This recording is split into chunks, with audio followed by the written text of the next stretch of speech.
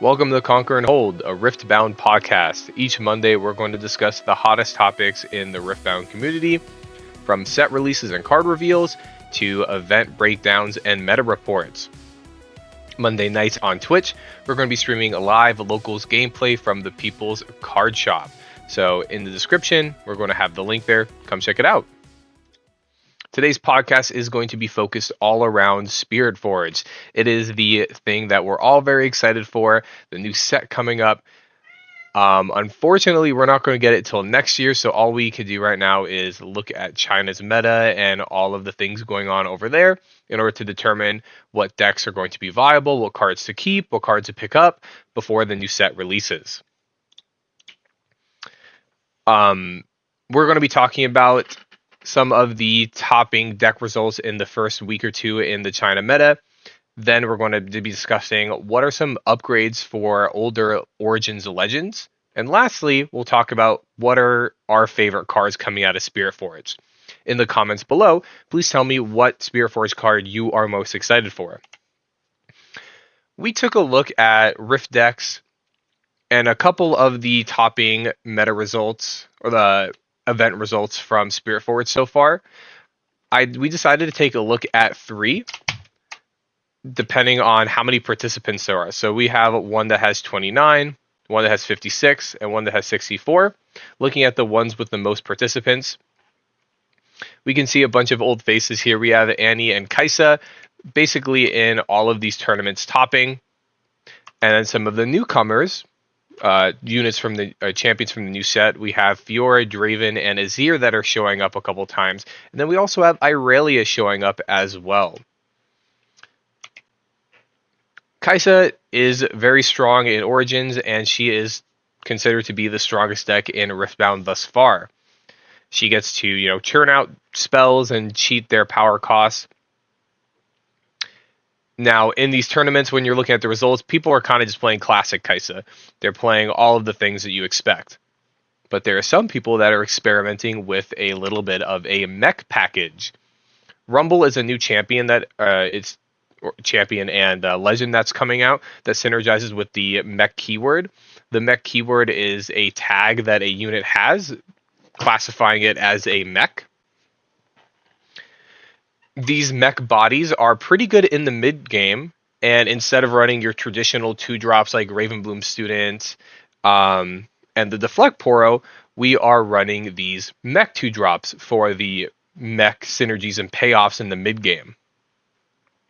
So Kaisa is using its early game spell, base removal with this mid-range mech package in order to control the game. This mid-range mech package all focuses around Red Rumble. He is a mech, and he gives all of your mechs Assault 1, which includes himself. So what you could do is you have your mid-range mech bodies, so you have your 2-drop. They're both just 2/2s. And when you go to attack, you play them down. They're there for a turn. They're readied. You drop your Rumble. Then when you go to push in with your 2 mechs, they have that assault keyword, which gives them 3 might, which is able to trade with a lot of the early game drops. Rumble himself has a really awesome recursion package built in. When he conquers a battlefield, you can recycle a mech and play a different one from your graveyard. You still have to pay its cost, though. The cool thing is that you reduce the cost by the might of the mech that you put back into your deck. So if you have a Rumble in your graveyard, he costs 4, and you recycle the Gem Jammer for 2 might, you can pay 2 mana and play the Rumble from your graveyard. So really nice thing that Kaisas are doing, and Rumble decks, of course, is they're playing their 2 early game drops. They're dropping their Rumble down in order to effectively trade with them and make them both 3 might units.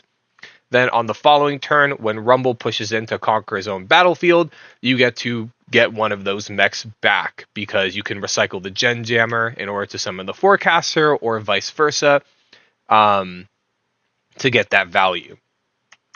So what do they do? Gem Jammer, this utility card, 2 power mech or 2 might mech. When you drop them, you give something ganking. Forecaster, 2 might mech. All your mechs have forecast or a vision. Vision is when you play a card, you get to look at the top of your deck. You can keep it there or you can recycle. So just 2 utility 2-drops that they're just 2 might, but they're 3 might when you drop the Rumble behind them. Your mid-game payoff is your Forerunner. Forerunner is 6 mana, 6 might Death Knell, and that means when he dies, you get to play 2 3 might mechs in your base. What's really nice about the Forerunner is that in the late game, if you have 2 of them in your grave or Rumble in your grave, you can use a Rumble to conquer, and then activate Rumble's effect to basically cast this for a discounted mana cost. Having 12 might in one body split up into different parts is pretty strong. Another payoff for mechs in blue. Some of them are running it, some decks aren't. It's if you have a mech, it costs 2 less, so it's a 2 mana, 1 blue power pip. You play a 3 might mech and you draw a card. So it's a 3 might for 2 mana and you draw a card. It's pretty good. Blue Rumble is not included in some of these decks, but he has high synergy with the mechs. Of course, you would play him in Rumble. All your mechs have +1 might, just a blanket statement. And then when you hold, he plays a 3 might mech in your base.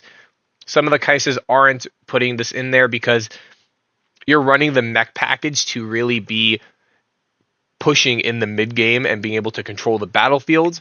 Having a unit where you have to hold in order to get his value isn't as strong as some of the other early game mechs, but he's just a banner that buffs all of your other mechs by 1, so some people are trying him out. Other new cards that just get included in these Kaisa decks is Plundering Poro. It's going to be basically in every blue deck. 2 might, 2 cost unit. When he conquers, you get to play a Gold Gear Exhausted, which will really help you cheat on Kaisa because some of these early game spells like Falling Star are going to be free. You tap your hero, you pop the Gold Gear, and you get to play it for free. Those of you who don't know what a Gold Gear is, it's a artifact. It's a gear that when you tap it, it sacrifices itself and you get 1 power of your choice this turn. Kai's is all about cheap spells, and this is a crazy new cheap spell for red decks, Blood Rush. Action, you can give a unit Assault 2, so it gets +2 might while attacking. The new mechanic in Spiritforged is called Repeat. You can pay the repeat cost to use this ability again, and you can pick new targets. You can also pick the same target. So it's a 1 mana buff for 2, or a 2 mana buff for 4. The beauty of it is you can split it up between different minions, different units if you would like. One really crazy new red removal spell is Piercing Light. It is a 2 mana spell, 1 power pip. It has the repeat cost, so you can pay 4 and 2 power to do it again. Its ability is you deal 2 damage to a unit at a battlefield, and then you can target a different one and deal 2 damage to that. So it is 4 damage for 2 mana, or it's 8 damage for 4 mana. Think about it as like a mini Acathian Rain that you can use in the early game and not really have to worry about putting so much, of your runes back into your extra deck, into your rune deck. It's so versatile because sometimes you just want to pop for 4, sometimes you want to pop for the 8. It just gives you so much ability in order to choose where that damage goes. You can deal with a bunch of tiny things. You can deal with 2 medium-sized things, which is nice. The bad part about this spell is it's not a reaction or action spell, so you have to play it on your turn. But with this much value being a mini Acathian Rain, you're going to want it. Moving on to the second deck that we are going to discuss today is Irelia. Think about Irelia as kind of a Yasuo deck, where you're moving around the battlefield and you're focused on one unit winning all of your fights for you. Irelia's legend ability is when you choose a friendly unit, you can exhaust her and pay a power, and ready that unit. When you conquer a battlefield, you can pay 1 mana, and you can ready your legend, which allows you to do her legend ability twice in 1 turn in order to move your chosen unit around the battlefield. There's a couple different units you could pick from, but the one that's going to be in your champion zone and your big payoff, just like Yasuo has Yasuo, Irelia is going to be focused on moving Irelia around.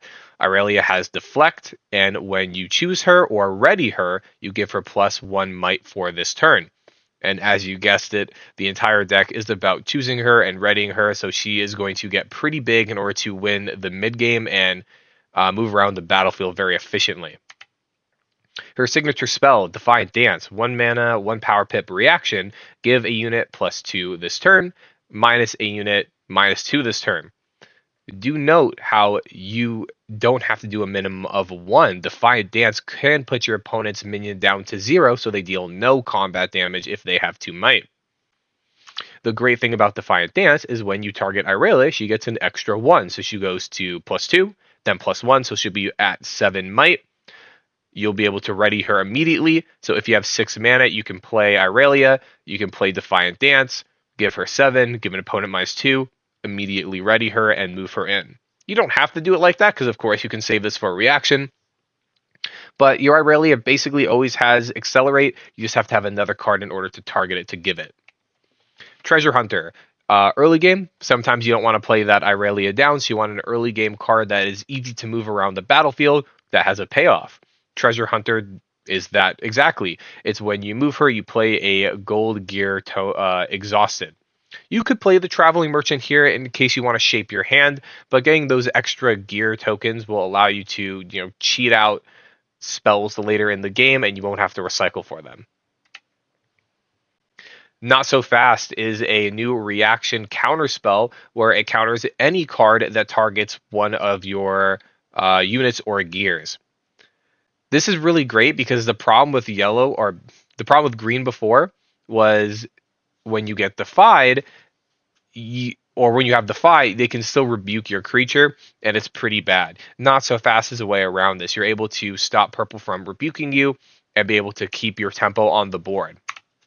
Another good counterspell for doing that is Hard Bargain in purple. Reaction, counter target spell unless the controller pays 2 mana, but you can repeat this. You can pay 4 mana, and your opponent has to pay 4 mana. So when you have Irelia on the battlefield, and you're moving her around and buffing her with all these tiny little battle tricks, you get to keep up your mana for Not So Fast and your mana for Hard Bargain in order to stop your opponents from interacting with you. So you get free interaction, free movement around the battlefield, and you get to stop your opponent from doing that. Some more protection comes in the form of Guardian's Angel. It's Zonia's Hourglass, but on a equipment. You can equip it to a unit. It gets +1 might, and if it dies, you get to return the Guardian Angel instead, or destroy the Guardian Angel. Heart of Ice. It is a gear where you tap it, give a unit +3 this turn. This works heavily with your Irelia Legend. When you target that unit, you get to ready them immediately. It has +3 might. So doing this every turn is just very strong. Boots of Swiftness. You can move your person back to base, ready them, and then move them in somewhere else. But there's a new gear where if you attach it, it gives a unit +2 and ganking. Remember that if your unit dies, you get to keep your gear on the field, so you can attach it to something else and give that unit ganking. So early game, you can give your merchant or your or your treasure hunter ganking, give it the +2 might, move it around the battlefield, and then when it dies, you can transfer those boots onto Irelia when she drops.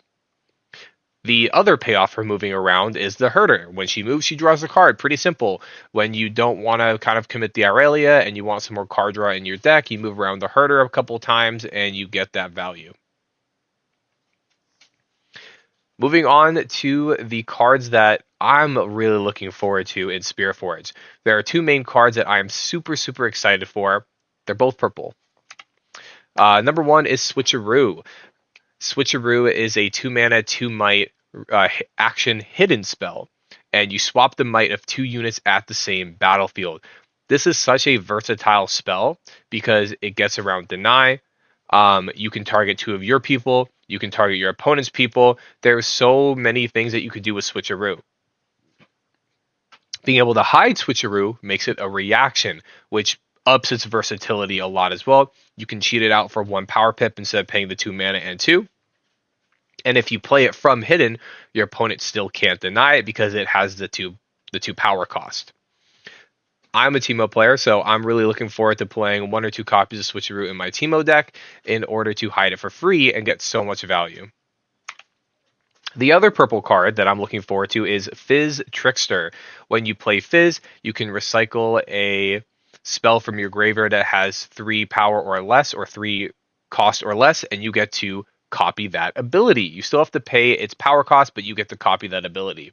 This makes Fizz a 3 might unit for 3 that its ability is any spell in your graveyard. It's a fight or flight. It's a ride the wind. It's a stupefy. It's a stack deck. It's anything you want. So Fizz is so crazy because his ability is any ability that you want at that moment. Plus, it gives you a body to boot. So Fizz is going to be one of those really strong units where it doesn't seem that broken. But once we have spells that when you do it twice and you get a body out of it, then you know that, then it's really going to feel how strong Fizz actually is. Okay, and that's all we have for this podcast. Thank you for watching. We'll be streaming here tonight on the People's Card Shop YouTube. We're going to put up some local gameplay. I'll see you next Monday for episode 2.